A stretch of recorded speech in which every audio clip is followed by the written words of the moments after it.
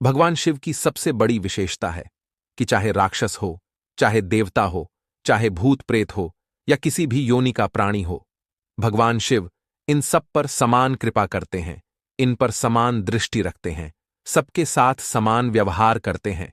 यदि इनमें से कोई भी प्राणी भगवान शिव की सेवा करता है तो भगवान शिव उसे समान फल प्रदान करते हैं। उसकी पूजा के अनुसार, उसके भाव के अनुसार भगवान शिव उसे वह चीज देते हैं। भगवान शिव भोले भंडारी के दरबार में ना कभी नहीं होती, हमेशा हां रहती है। इसीलिए आज आप देख लो, सारे संसार में शिव भक्तों की संख्या सबसे अधिक है। उन शिव भक्तों को जो नित्य भगवान शिव की सेवा और उनके मंत्र का जाप करते हैं, उन्हें भगवान शिव वह हर सुख प्रदान करते हैं जिनकी वह कामना करते हैं। पहली चीज, जो गृहस्थ जीवन में रहकर भगवान शिव की सेवा करते हैं, तो भगवान शिव की कृपा से उनका गृहस्थ जीवन भगवान शिव के जितना ही सुखमय और माधुर्य हो जाता है। आप खुद विचार करके देखिए, 33 कोटि देवी देवताओं में केवल भगवान शिव का गृहस्थ जीवन ही सबसे सुखमय माना जाता है। ठीक इसी प्रकार जो भगवान शिव की सेवा करते हैं, उनके घर में सुख शांति और समृद्धि बनी रहती है।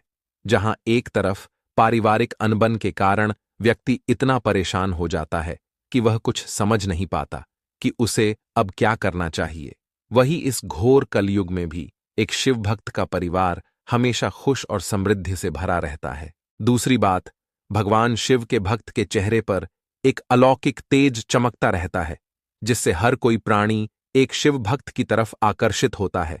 अगर एक सच्चा शिव भक्त किसी व्यक्ति से कोई बात करता है तो वह व्यक्ति उसके प्रभाव में आ जाता है, यानी एक शिव भक्त का गहरा प्रभाव सभी प्राणियों के ऊपर पड़ता है।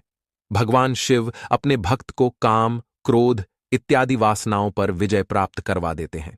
भगवान शिव स्वयं बैरागी हैं, अपने पास कुछ नहीं रखते, लेकिन अपने भक्तों को किसी भी चीज की कमी नहीं होने देते।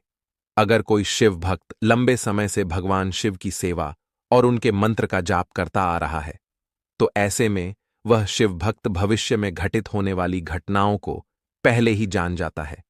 मतलब एक शिव भक्त को भविष्य में घटित होने वाली घटनाओं का पहले से ही ज्ञान हो जाता है। इसे त्रिकाल सिद्ध कहते हैं। अब जो जैसा देवता है वैसे ही शक्तियां, सिद्धियां हमें प्रदान करता है। भगवान शिव जो कि त्रिकालदर्शी हैं, यानी जो भूतकाल, वर्तमान और भविष्य की सारी खबर रखते हैं, ऐसी ही सिद्धियां भगवान शिव अपने भक्तों को प्रदान करते हैं। कोई व्यक्ति किस काम से क्यों आया है, वह देखकर ही जान जाता है कि इसका उद्देश्य यहां आने का क्या है। कभी कभी किसी किसी भक्त को भगवान शिव स्वप्न के माध्यम से अन्य देवलोकों की सैर भी कराते हैं, लेकिन यह घटना किसी विरले शिव भक्त के साथ ही घटित होती है। हमारे जीवन में धन की बहुत आवश्यकता होती है। यह बात 100% सत्य है कि एक शिव भक्त के जीवन में कभी भी धन से जुड़ी कोई समस्या नहीं आती। भगवान शिव की कृपा से एक शिव भक्त की आर्थिक उन्नति सबसे पहले होती है। वह बहुत जल्दी तरक्की करता हुआ चला जाता है। उसे व्यवसाय में सफलता मिलेगी, नौकरी में प्रमोशन बहुत जल्दी होगा। एक शिव भक्त का आर्थिक पक्ष बहुत मजबूत हो जाता है। यह भगवान शिव की सबसे बड़ी विशेषता है कि शिव भक्ति करने से धन से जुड़ी समस्याएं खत्म हो जाती हैं। अगली बात, अगर घर में कोई किया कराया है, घर में कोई नकारात्मक शक्ति है या घर में कोई तांत्रिक बाधा है, तो ऐसी स्थिति में ओम नमः शिवाय मंत्र का जाप करते करते वह तांत्रिक बाधा सदा सदा के लिए समाप्त हो जाती है। जैसे ही कोई व्यक्ति शिव पूजा या शिव साधना का संकल्प कर लेता है, तो उसी दिन से ही भगवान शिव का कोई गण, भगवान शिव का कोई दूत उस घर में निवास कर लेता है, और भगवान शिव के दूतों के आगे यह नकारात्मक शक्तियां टिक ही नहीं पाती। ऐसा शिव भक्त भगवान शिव के सुरक्षा चक्र के अंतर्गत आ जाता है। शिव साधक के अंदर दया भाव अपने आप जागृत हो जाता है। भगवान शिव ही इस संसार के ऐसे देवता हैं जो देने पर आते हैं तो सब कुछ दे डालते हैं।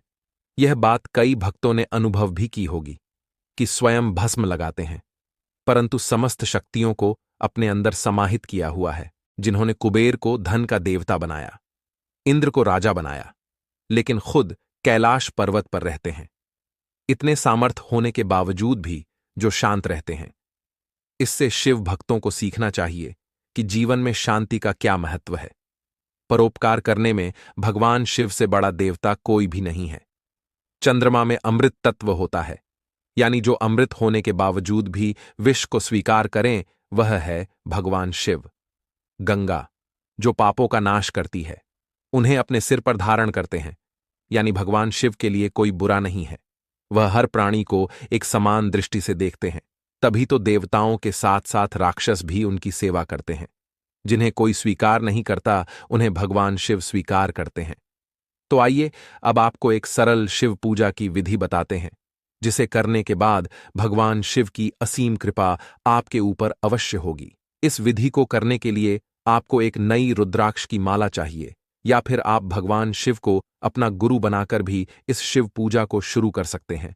वह आपकी इच्छा है। आपको यह विधि सोमवार से शुरू करनी है।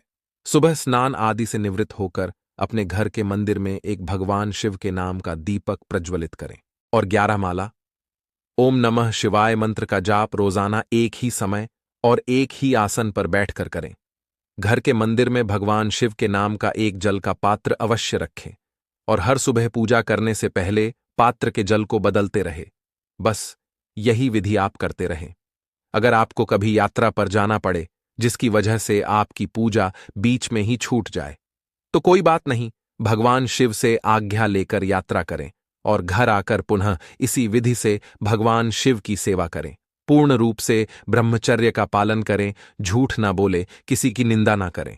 जब आपकी पूजा खत्म हो जाए, तब आप रुद्राक्ष की माला अपने गले में कुछ समय के लिए धारण करें और चीजों को मैनिफेस्ट करें। सबसे पहले बोले कि हे परमात्मा शिव, आपका बहुत बहुत धन्यवाद। मैं बहुत खुश हूं। मेरे सभी कार्य बिना किसी रुकावट के पूर्ण हो रहे हैं। फिर दोबारा से भगवान शिव का 3 बार धन्यवाद करें। इस टेक्निक को लॉ ऑफ अट्रैक्शन कहा जाता है। वाकई यह टेक्निक काम करती है। बस यही विधि अपनाकर आप पूजा कीजिए और चमत्कार देखिए।